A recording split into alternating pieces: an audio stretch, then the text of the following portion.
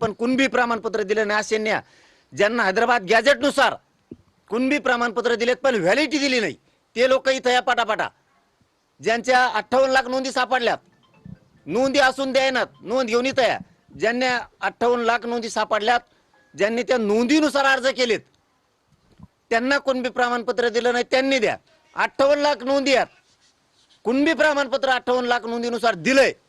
पण व्हॅलिडिटी दिली नाही असे लोक या पोरांचं वाटलं शिकायलेत पोरं आणि ज्याचे पोर आता शिकायला नाही त्याचा नातू शिकन नंतर आता चान्स आहे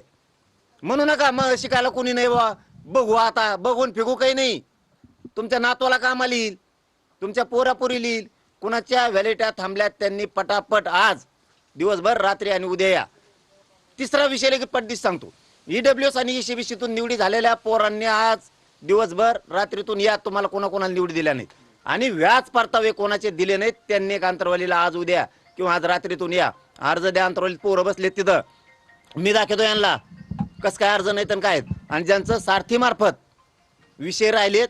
त्यांनी सुद्धा या कोणाला शिष्यवृत्ती मिळाली नाहीत किंवा घरच्याला पाठवा हे मराठ्याने ध्यानात ठेवा तुम्हाला हात जोडतो अरे घरात झोपायचं बंद करा रे वाटलं होईन पाऊस पडा नाही इथं पीक पाणी नाही नोकऱ्याला लागल्यावर पगार येतो कचाकच घरात इकडं नाही पिकलं तरी तिकडं घर टिकत आहे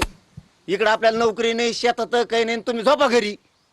आणि परत बॉम्ब आलणार आम्हाला आरक्षण नाही कुणबी प्रमाणपत्र द्यानात या व्हाय ना त्या व्हाय ना मराठ्यांनी जर खरबडून जागा व्हाय आपल्या लेकरा बाळाचा अपमान करायला सरकार घटना आहे एक सोनोने कुटुंब आहे त्यांच्या एक मुलीचं ऍडमिशन झालेलं आहे इंजिनिअरिंगला पुण्यामध्ये मात्र आतापर्यंत त्यांनी त्यांच्या घरामध्ये यायचं खापर पंजोबापर्यंत हे कुणबीची नोंद सापडलेली मात्र खापर पंजोबाच्या वडिलांची नोंद सापडली नाही म्हणून काल तिचं जात वैधतेचं प्रमाणपत्र रद्द करण्यात आल्याची माहिती समोर आली त्या सोनोनेच्या गावात बाकीच्यांच्या व्हॅलिडिटी झाल्यात विकेंना हे नाही दिसत पुरावा सध्या दाखल केला पण देत नाहीत विकेंना दिसत नाही हे नाही दिसत ते बसतेत कुणाला घेऊन कलेक्टरला मी त्यांना काय सांगितलं होतं की तुम्ही कलेक्टरांना घेऊन बसा तहसीलदारला पण घेऊन बसा कारण अर्ज त्यो स्वीकारतोय तुम्ही एडीएमला घेऊन बसा अर्ज त्यो स्वीकारतो विशेष तुम्ही जात पडताळणी समितीला घेऊन बसा महाराष्ट्रातल्या सगळ्या ते येते संभाजीनगरला 7-8 कलेक्टर बोलीत येत त्या कलेक्टरला खाली काय अधिकारी करतो याचा मेळ नाही जो अर्ज स्वीकारतो त्याला बोला ना तुम्हाला इथं अंतरवाली सांगितलं मीडिया समोर तुम्ही काय पागल झाले का मराठी पागल करायचे आहेत का मराठी चिडले ना लय तुमचे बेजारी करते ना राव तुम्हाला सांगतो शहाणे व्हा बेटा तुम्ही मराठी म्हणते ना आरक्षण जाऊ दे गाडून पण यांच्याकडे बघायचंच एकदा तुमचे डोके सळले का तुम्हाला काय सांगत होतो आम्ही की तुम्ही जात पडताळणीच्या समितीच्या अधिकाऱ्याला बोलवा त्याला विचारा काय अडचण आहे बाबा सांग तुला कशी येस उभी पाहिजे तू कमून व्हॅलिडिटी देत नाही तहसीलदारला विचार तू का अर्ज घेत नाही हैदराबाद गॅजेटनुसार परत 58 लाख नोंदी सापडल्या त्याचं का द्याय ना तू कमून द्याय ना हे त्यांना विचारा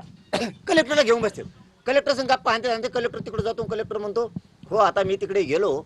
की मी आता अधिकाऱ्यांशी विचारतो तोपर्यंत अधिकारी याला भेटत नाही तोपर्यंत अधिकारी राखी बांधायला गेला नाही तर तिकडे बोचा वासून घ्यायला गेला कुठेतरी खालचा भेट झालं आमचं वाटलं झालं ते सोनवणीच्या पुरीचं वाटलं विके घेतला तळतळाट तुम्ही फडणवीसनी शिंदेनी कशाला लिखी बळीचं वाटलं करता रे नाही कोणत्या लेकरांना आत्महत्या करायची नाही मी आहे ना यांचा बाप इथं बसलेलो यांच्या मायले नाही दिलं ना यांच्याकडे बघतोच ह्या बारीनी या काही पोरानं पोरीनं कसे जरी काही प्रमाणपत्र काही केलं यांनी मुद्दाम बी रद्द केलं कोणी आत्महत्या करायची नाही आपलं जीवन आहे पुन्हा शिकू यांच्या बापाकडून घेतो मी प्रमाणपत्र विचार ते नाही दिसायचं वैजापूरच्या सोनवणेचं काय झालं हे कुठला आहे रे बीडचा ह्या अनिकेत पवारचं काय झालं कमून व्हॅलिडिटी द्याय ना हे कळत नाही का बाकीच्यांच्या निघाल्यात ह्या व्हॅलिडिटी राहिल्यात बीडच्या हे नाही दिसत का उगा उठत कुंकड बोलत ना असं बदगा आणून ठेवलं त्या उपसमितीवर त्या माणसाकडून लय अपेक्षा होती विखेकडून आम्हाला घेऊन नाव कमील म्हणून फटाफट सांगल या व्हॅलिडिटी थांबल्या आहेत का पावत्या बीडच्या आणि ह्या अधिकारी जाणार कलेक्टरला माहित नाही जात पडताळणी काय करते कलेक्टरला माहित नाही तहसीलदार एडीएम काय करतो आणि मग ते कलेक्टरला विचारणार कलेक्टर यांना विचारणार आणि मग हे त्यांना सांगणार त्यावर 15 दिवस जाणार